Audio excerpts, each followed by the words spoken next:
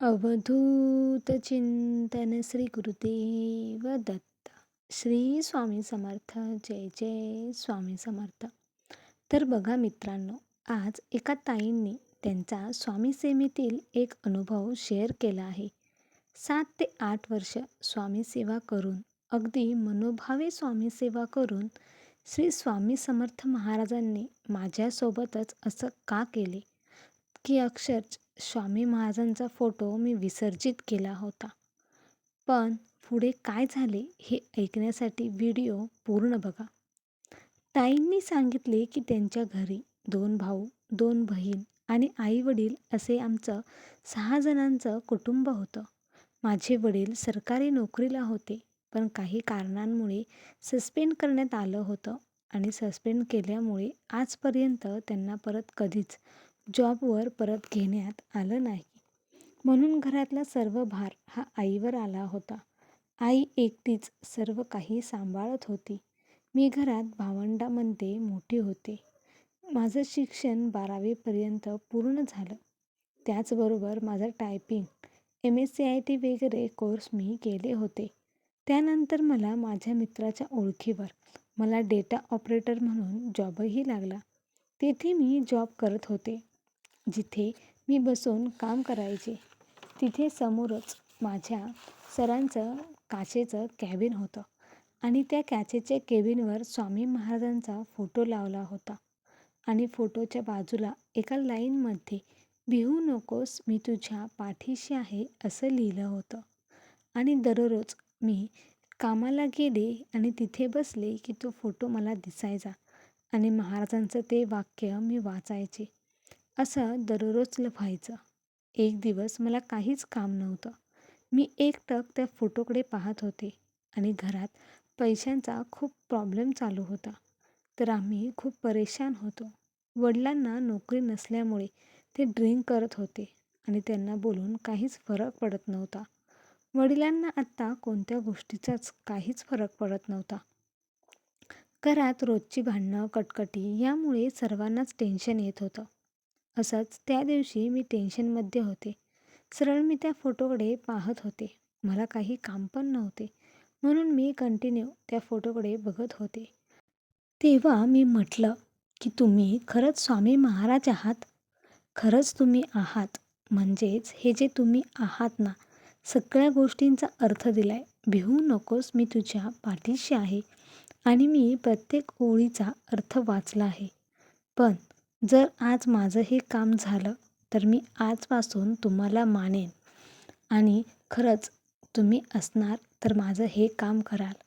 असं म्हणताच त्याच दिवशीची गोष्ट मी घरी गेले आणि खरंच महाराजांनी ते माझं काम केलं होतं.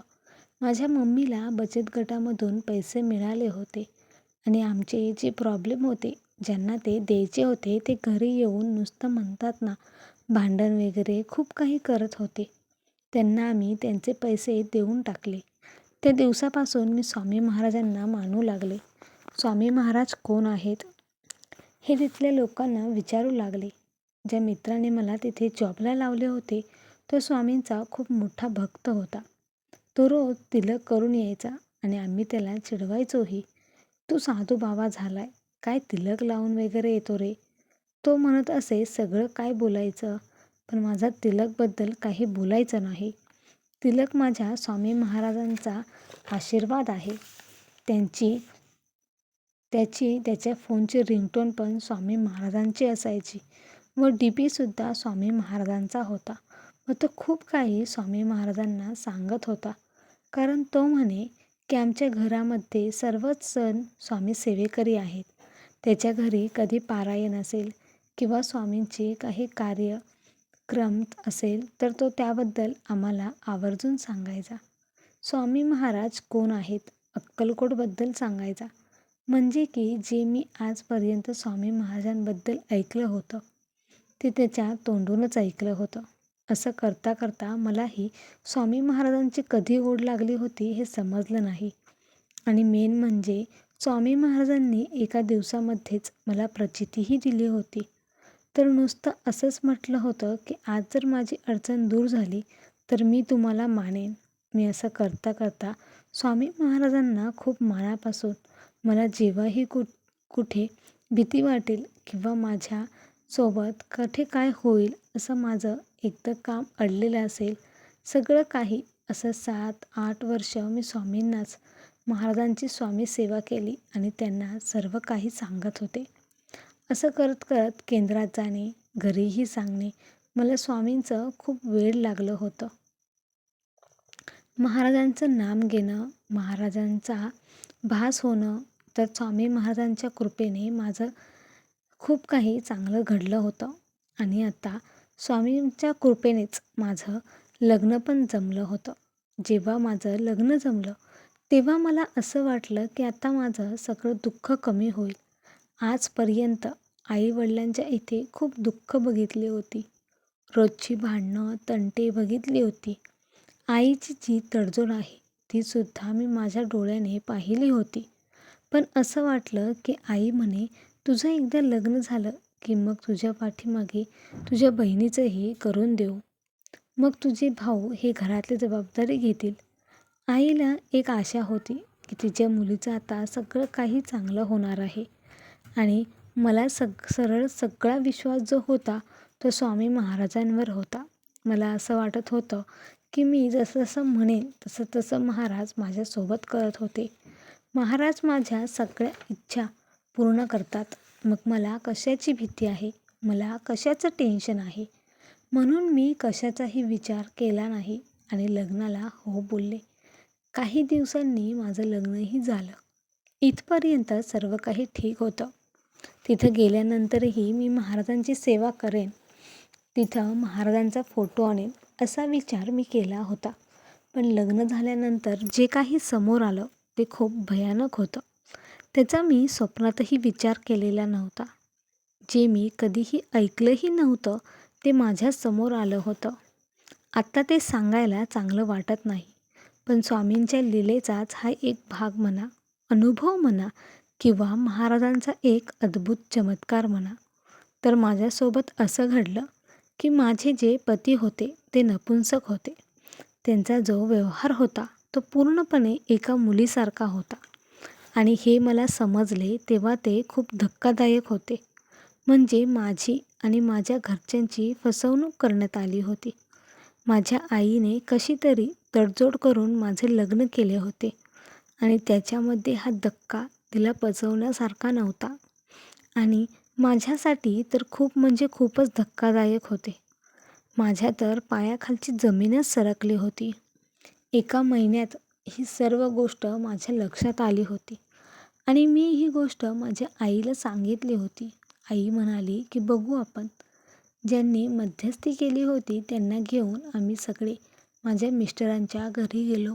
त्या लोकांनी उलट माझ्यावरच असा आरोप केला की मी जिथं काम करत होते तिथे कुणासोबत तरी माझं काहीतरी चालू आहे, म्हणून मला आता इथं राहायचं नाही. हिला इथं राहायचं नाही आहे म्हणून ती काहीतरी कारणं शोधते आणि आमच्या मुलावर असा आरोप करते. असं त्या लोकांनी बोलून आमच्यावरच कोर्ट केस करण्याची धमकी दिली. मग असं तसं करून आम्ही पण केस केली आणि काही दिवसांनी माझा डिवोर्स पण झाला. आणि डिवोर्स झाल्यानंतर मी म्हटलं की स्वामी महाराज, मी तुमची इतकी सेवा केली, 7 ते 8 वर्ष मी मनापासून तुमची सेवा केली. मग माझं नक्की काय चुकलं? तुम्ही मला एवढी मोठी शिक्षा का दिलीत? त्या दिवशी स्वामींसमोर बसून मी इतकी रडले की त्या दिवशी माझी परिस्थिती काय होती ते फक्त मला आणि स्वामींनाच माहीत होते. ती परिस्थिती कोणाला सांगण्यासारखी नव्हती. मी फक्त महाराजांना एकच प्रश्न विचारत होते की महाराज, तुम्ही माझ्यासोबत असं का केलं? पण महाराज काहीच बोलत नव्हते. आणि मग मी ठरवलं की आजपासून महाराजांची सेवा करायची नाही. काय केलं महाराजांनी माझ्यासाठी? मग मी स्वामी सेवा का करू? माझी घरची सर्व परिस्थिती महाराजांना माहीत होती. सगळ्या गोष्टी देखील माहीत होत्या. तरी पण महाराजांनी असं का केलं? तेव्हा मी ठामपणे ठरवलं की आता स्वामी सेवा करायची नाही. मग माझ्या घरामध्ये स्वामी महाराजांचा जो फोटो होता, कारण मी एकटीच सेवा करायचे. आमच्या घरामध्ये कुणीही काहीही करत नव्हते.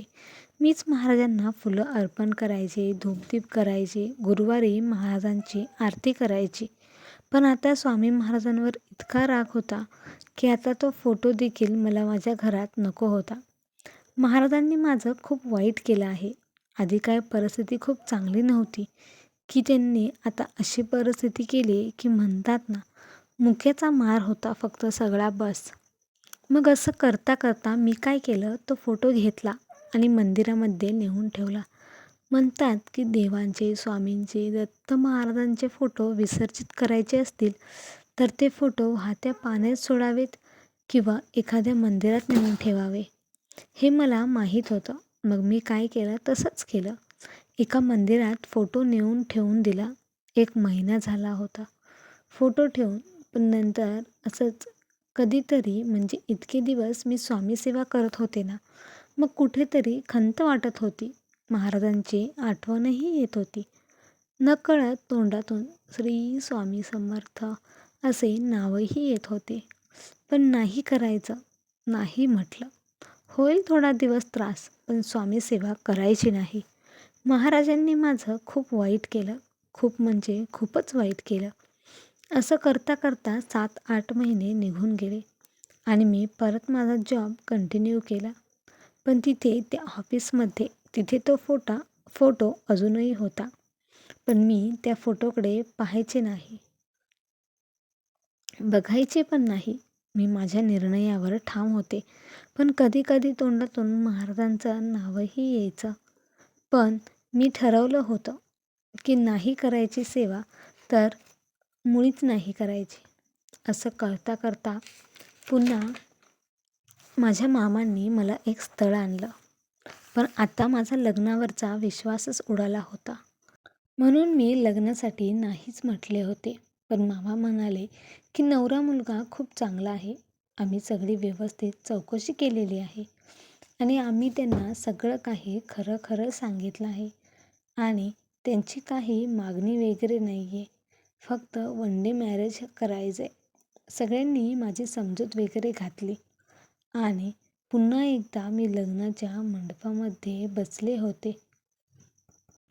असं करता करता माझे लग्नही झाले आणि लग्न झालं. पण आता माझा विश्वास नव्हता.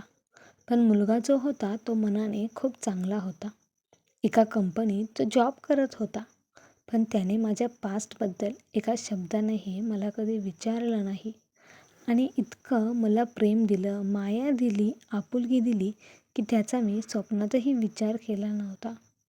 माझे सासू सासरेही खूप प्रेमळ होते आणि घरातही खूप फ्री वातावरण होतं, जसं की मी त्यांची मुलगीच आहे आणि असं ते माझ्यासोबत वागत होते. तेव्हा मला स्वामींची आठवण आली आणि मी रडायला लागले. मी स्वामी महाराजांना म्हणाले, स्वामी महाराज, माझं चुकलं, मला माफ करा. अक्षरशः मी तुमचा फोटो मंदिरात नेऊन टाकला आणि तुम्ही माझं किती चांगलं केलं. काहीतरी चांगलं होणार होतं म्हणूनच ती वाईट गोष्ट माझ्यासोबत घडली होती. तेव्हा असं म्हणता म्हणता मला खूप रडायला आलं. तेव्हा मी माझ्या मिस्टरांना म्हटलं की मला स्वामी सेवा करायची आहे. तेव्हा ते म्हणाले की मला सुट्टी असेल तेव्हा आपण केंद्रात वगैरे जाऊन तिथून स्वामींचा एक फोटो आणू. असं काही महाराजांनी माझ्यासोबत केलं होतं आणि पुन्हा मी महाराजांची सेवा करू लागले. तर असा माझ्या जीवनाचा प्रवास होता. मला वाटलं की माझा हा अनुभव मी ताईंसोबत शेअर करावा. कारण अशा काही गोष्टी असतात की आपण खूप स्वामी सेवा करतो. जेव्हा आपल्यासोबत काहीतरी वाईट घडतं तेव्हा आपण सर्व दोष महाराजांना देतो. महाराज, तुम्ही माझ्यासोबत असं का केलं? पण म्हणतात ना की महाराजांना जेव्हा आपल्याला काहीतरी चांगली गोष्ट द्यायची असते तेव्हा आपल्यासोबत काहीतरी वाईट नक्कीच घडते. त्यामुळे खचून न जाता स्वामींची सेवा करा. स्वामींवरचा विश्वास डगमगू न देता महाराजांची कंटिन्यू सेवा करा. मग बघा, महाराज तुमच्या हाकेला नक्कीच धावून येतील. बोला श्री स्वामी समर्थ. भक्तांनो, हा व्हिडिओ आवडला असेल तर लाईक करा, शेअर करा आणि अशाच परिपूर्ण माहितीचे आणि स्वामींचे नवनवीन व्हिडिओज पाहण्यासाठी आपल्या भक्तिमार्ग चॅनलला सबस्क्राईब करून स्वामी भक्तांना जॉईन व्हा. स्वामी भक्तांना स्वामी भक्त जोडूया आणि प्रत्येक कुटुंब स्वामीमय करूया. श्री स्वामी समर्थ. संपूर्ण व्हिडिओ पाहिल्याबद्दल धन्यवाद.